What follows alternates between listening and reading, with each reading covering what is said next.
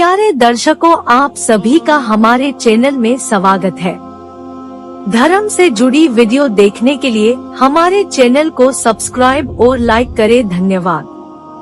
प्यारे दर्शकों, अगर आपने वीडियो का इससे पहला भाग नहीं देखा तो इस चैनल पर जाकर देखें। धन्यवाद। पिछली वीडियो में हमने देखा कि साखी गुरु अंगद देव जी की हम यह दुआ करते हैं कि प्यारे दर्शकों के ऊपर वाहिगुरु कृपा करे। सभी प्रेम से बोलो वाहिगुरु। जीवन वृत्तांत। श्री गुरु अमरदास जी बाबा दातू जी का विरोध। श्री गुरु अंगद साहिब जी के दो सुपुत्र थे, बड़े दासू जी और दातू जी। जब श्री अमरदास जी की महिमा दूर दूर तक होने लगी तो दातू जी बहुत ईर्ष्या करके गुरुगद्दी संभालने के लिए गोइंदवाल चले गए। गुरु साहिब जी संगत में अपनी गद्दी पर सुशोभित थे। दातू जी ने आते ही बड़े गुस्से से गुरु जी की पीठ में एक जोर की लात मारी, जिससे गुरु जी गद्दी से गिर पड़े। दातू जी अभी कुछ और करने के लिए सोच ही रहे थे कि गुरु जी दातू जी का पैर पकड़कर दबाने लगे और कहने लगे कि मेरा वृद्ध शरीर होने के कारण कठोर है, आप जी के कोमल चरण को चोट लगी होगी।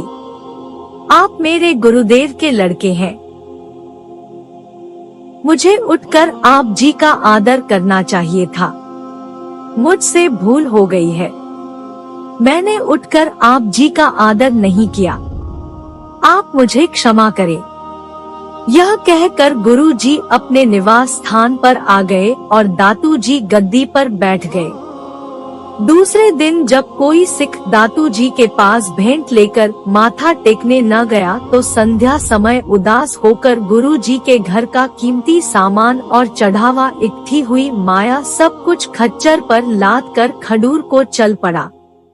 रास्ते में रात के समय यह सब कुछ चोरों ने लूट लिया और दातू जी सेवकों के साथ खाली हाथ ही खडूर पहुंचकर बहुत पछताए। इसके अतिरिक्त एक बात और हुई कि जो टांग दातू जी ने गुरु जी को मारी थी उसमें काफी दर्द होना शुरू हो गया। गुरु जी ने बासर के जाकर गुप्त होना। इधर गुरु जी इस दुविधा से बचने के लिए अकेले ही उठकर चल पड़े और बासर के पहुंच गए। गांव से बाहर एक कच्चे कमरे में बैठकर कमरे से बाहर द्वार पर लिख दिया कि द्वार को जो खोलेगा वह लोक प्रलोक दोनों से ही वंचित हो जाएगा, हम उसकी सहायता नहीं करेंगे। तत्पश्चात जब दिन निकला तो गुरु जी को न देखकर लोगों में शोर मच गया। संगत ने इकट्ठे होकर बाबा बुड्ढा जी को प्रार्थना की कि गुरु जी को ढूंढकर वापस लाना चाहिए। बाबा जी ने कहा कि गुरु जी की घोड़ी पर काठी डालकर छोड़ दो और उसके पीछे पीछे चल पड़ो, जहां गुरु जी होंगे घोड़ी वहां ही जाकर खड़ी होगी। जब संगत ने इस तरह किया तो घोड़ी बासर के पहुंचकर उस कमरे के पास जा खड़ी हुई जिसमें गुरु साहिब जी समाधि लगाकर बैठे हुए। भाई बुड्ढा जी ने जब उस कमरे के दरवाजे पर गुरु जी की आज्ञा लिखी हुई पढ़ी तो संगत को कहा कि हमें दरवाजा नहीं खोलना चाहिए, दरवाजा खोलने से गुरु जी के हुक्म की उल्लंघना होगी, इसलिए कमरे की पीछे से दीवार को फाड़ कर अंदर जाना ठीक है। आता संगत ने शीघ्र ही गुरु जी के दर्शन करने के लिए दीवार पीछे से फाड़ दी और अंदर जाकर गुरु जी के चरणों पर जा माथा टेका। आप जी की आज्ञा का पालन करते हुए सिखों का दीवार फाड़कर अंदर चले जाना देखकर गुरु जी बहुत खुश हुए और वचन किया कि इस सन्न अर्थात छेद के रास्ते जो पुरुष श्रद्धा प्रेम से इस कमरे का दर्शन करेगा उसकी 84 कट जाएगी। तदुपरांत संगत की प्रार्थना सुनकर गुरु जी संगत के साथ गोइंदवाल आ गए। इससे सारे गोइंदवाल में खुशी की लहर दौड़ गई। शेखों को उनके किए हुए फल। मुगल बादशाह के समय दिल्ली और लाहौर के रास्ते में व्यास नदी से पार होने के लिए गोइंदवाल का पत्तन प्रसिद्ध था। शाही सेना के ठहरने के लिए बड़ी बड़ी सराय बनी हुई थी। इन सरायों में आने जाने के कारण सदा ही बहुत रौनक लगी रहती थी। इन रौनक के कारण व्यापार पेशा कुछ शोखों के यहाँ घर बसते थे। इनके लड़के गुरु के सिखों से सदा ही नोकझोंक लगाए रखते थे। सिखों के पानी के घड़े गुलेले मार कर तोड़ देते थे और सिख स्त्रियों को बुरा भला बोलते रहते थे। जब सिखों ने गुरु जी को यह सारी बात बताई तो आप जी ने कहा, कर्ता पुरुष इनको आप ही बंद करेगा, आप शांति बनाए रखें। कुछ दिन ठहर कर यहाँ सन्यासी साधुओं का एक डेरा आकर उतरा। जब वह कुएं पर पानी लेने गए तो शेखों के लड़कों ने उनके घड़े तोड़ दिए। तब सन्यासियों ने शेखों के लड़कों की खूब पिटाई की, उनकी गत अच्छी बनाई। इस घटना के कुछ दिन के बाद पठान सैनिकों का दल दिल्ली से लाहौर को जाता हुआ यहाँ आ उतरा। उस रात बड़ा तूफान आया, जिससे डेरे में उथल पुथल मच गई और पठानों की एक खच्चर शेखों के लड़कों ने घेर ली और अपने अंदर बांध ली। सुबह जब पठानों ने एक खच्चर को उन्होंने उसकी भाल करके एक शेख के घर बंधी हुई पकड़ ली गुम पाया तो और शेखों को चोरी के इल्जाम में बहुत मारा और उनके घर लूट लिए।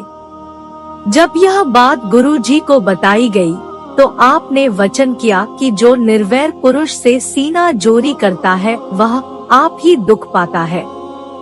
डल्ले गांव के सिख और सुल्तानपुर का भाई महेशा भाई पारो, लालो खान छुरा, दीपा, मल्लू शाही और किदारी आदि सिख डल्ले के गुरु घर के बहुत प्रेमी हुए हैं, जिनका गुरु जी ने उद्धार किया।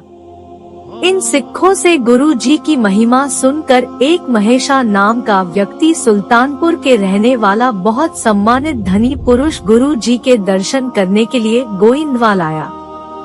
गुरु जी को माथा टेक कर उनके सामने बैठ गया और बार बार प्रेम के साथ नमस्कार करने लगा।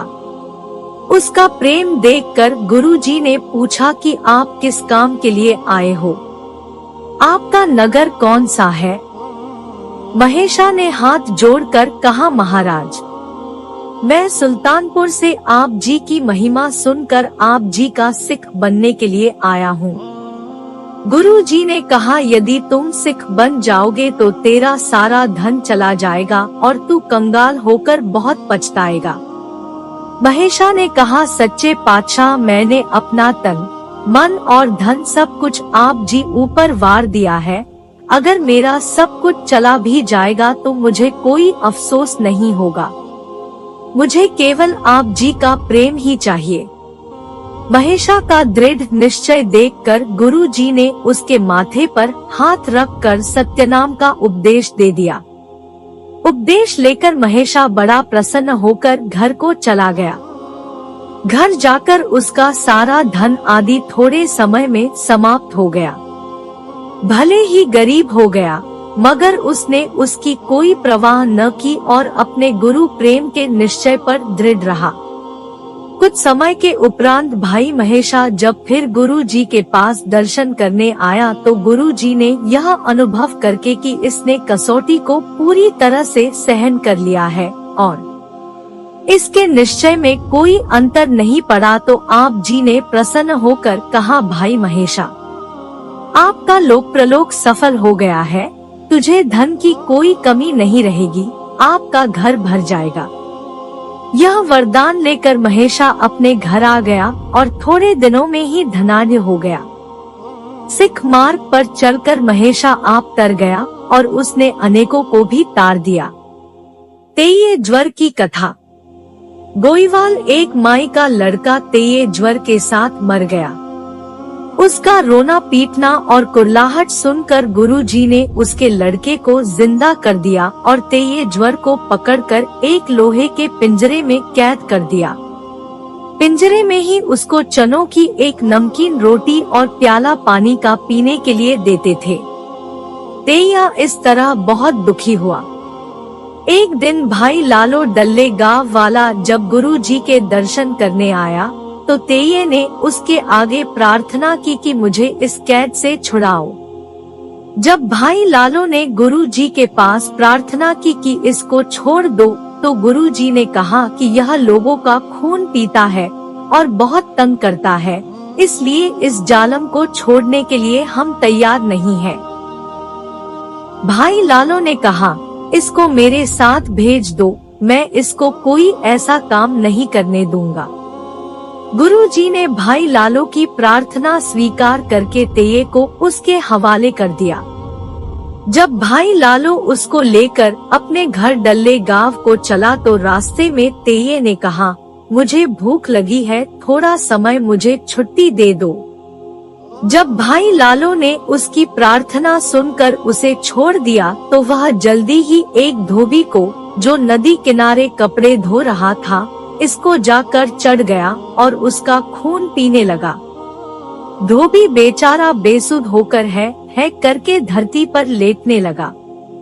भाई लालो ने तेये की यह करनी देखकर उसको कहा, चल मैं तुझे गुरुजी के पास छोड़ आता हूँ, तुम बहुत जालिम हो, मुझे भी दुखी कर दोगो। तब तेये ने कहा, मेरी इस भूल को क्षमा कर दो, आगे से मैं आपकी आज्ञा में ही रहूंगा और यदि कोई आपका नाम लेकर मेरी यह कथा सुनाएगा तो मैं उसको छोड़ जाऊंगा। उस दिन से तेये ज्वर वाले को जो कोई यह कथा सुनाकर मीठी रोटी बांटता है, तेया उसको छोड़ जाता है। अगला भाग देखने के लिए चैनल को सब्सक्राइब और लाइक करें। धन्यवाद।